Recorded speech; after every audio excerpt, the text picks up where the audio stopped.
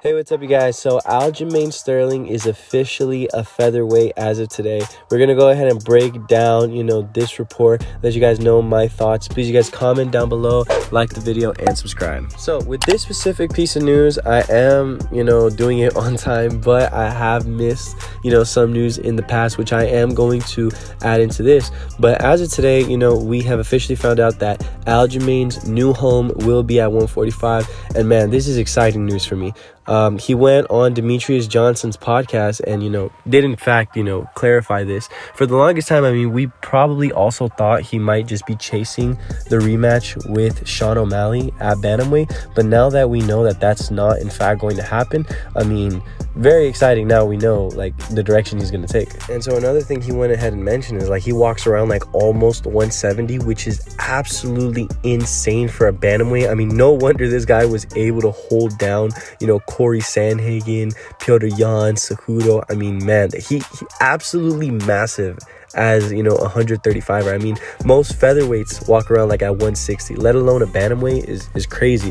So he won't be outsized at featherweight, and with him being around 5'7", 5'8", I think he's gonna be right around that height average range for 145. Because you got to think most of those guys at featherweight are around like I said 5'7", 8', 9. I'd say that is the typical average. Then you got of course those tall ass dudes Alex Caceres, Diego Lopez, Yair, Max, that are just at 5'11", 5'10. And so I will actually let you guys know I did train at Syndicate for a while, and I did have the pleasure of actually seeing Aljamain Sterling and Merab. This was actually the day before Aljamain and TJ Dillashaw's announcement happened for the Abu Dhabi card. So I would say this would be a year ago. And dude, Aljamain in person is an absolute unit. The guy is built like a monster. So for him to be cutting down to 135, it's actually insane. So that being said, now we get to the fun part. Who introduces Max Holloway into the featherweight division? We were hearing a couple weeks ago that it was going to be Calvin Kattar, that he was offered the fight. I don't know if he did accept it. I'm assuming he didn't, because now he's calling out Max Holloway on Twitter, saying that is the fight he actually wants for himself. You got to think Calvin Kattar is an interesting name to throw at Aljo, but I don't think it makes much sense, because if Aljo were to get past his last title defense against Sean, he was going to be given an immediate title match against Volkanovski, champ fight. And so with him, losing to Sean, you got to think, well, he might not get the Volkanovski fight, but he will get someone in the top 5. And with that pecking order, it goes, Max, Yair, Ortega, Arnold Allen, and then Ilia Topuria. I honestly feel that anyone outside of the top 5, I feel like it's just lower, level competition for Aljamain, in a sense, if that makes sense.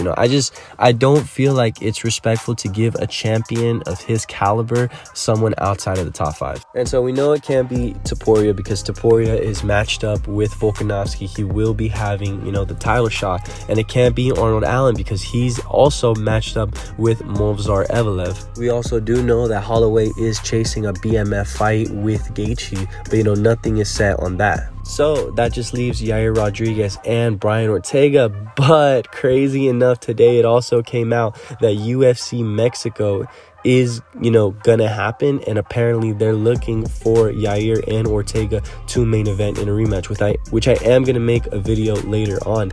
So that takes those two guys out of the equation. So you gotta assume it has to be Max Holloway, with him not being set on a fight, if that makes sense. I feel like things are all over the place for Max Holloway. He's 1 foot in, 1 foot out. Is he gonna go up to 55? Is he gonna stay at featherweight? Really, there's nothing more left for him to accomplish at 145, and it seems like he's not going to be getting the title shot anytime soon.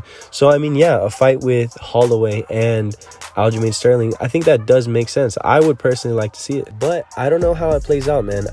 I've seen a lot of people say that Aljamain, if he's that heavy, he could take down Max Holloway, who has some good takedown defense, but has been taken down, in the past before. I will say this, I feel like if he's able to take Max down, he will be able to hold him down. I can you know, firmly believe that, you know, the guy's body triangle, you know, the way he maneuvers himself in the jiu-jitsu department, I think it's enough to, you know, be able to control Max, to say the least. Getting him down is another aspect, though. I mean, this is up a weight class, and we have seen Max been able to compete, you know, with lightweights, I guess. You know, he has fought at lightweight before. And so now that he also has been doing his strength and conditioning, you know, regimen, I mean, the guy looks even more stronger now than ever. The thing too is, I mean, Max Holloway is so elusive on his feet. I mean, if he struggled with Sean O'Malley, I kind of feel like Max is gonna, you know, follow a similar step. Like, I could see Aljamain losing to Max in the same exact way. So I won't say it's 50-50, because if that fight does happen, I would lean towards Max Holloway, but I'm not ruling out, you know, Aljamain. Aljamain definitely has a good chance at beating, you know, Holloway. To be 1,000% completely honest with you, I don't know where Aljamain, you know, goes from here. I think he might have to actually sit out for a while, you know, if that Holloway fight doesn't, you know, come to fruition, because, you know, Ortega and Yair is going to happen in February, so they're going to need some time before they fight again. Same thing with Arnold Allen and Movsar. That's not going to take place till January. You know, Toporia's fighting in February. So I feel like the top 5 is like all booked up except Holloway. But like I told you, you know, even especially with UFC 300, you know, on the way, there's a good chance they're gonna stick Holloway and Gaethje on that, you know, 300 card. So I don't know, you know, where Aljo goes from here, which is a pretty, you know, crappy way to end the video. But I'm very excited to see how things play out for him, man. You know, if he's able to get a good fight for him, I'm all aboard. I don't, you know, I'm not upset if they do the Calvin Kattar fight. I just think that, you know, he has to have like a higher ranked opponent. Like, if they give him the Calvin Kattar fight and he's able to beat Kattar, you got to give the guy a title shot. You know, I think that's only fair.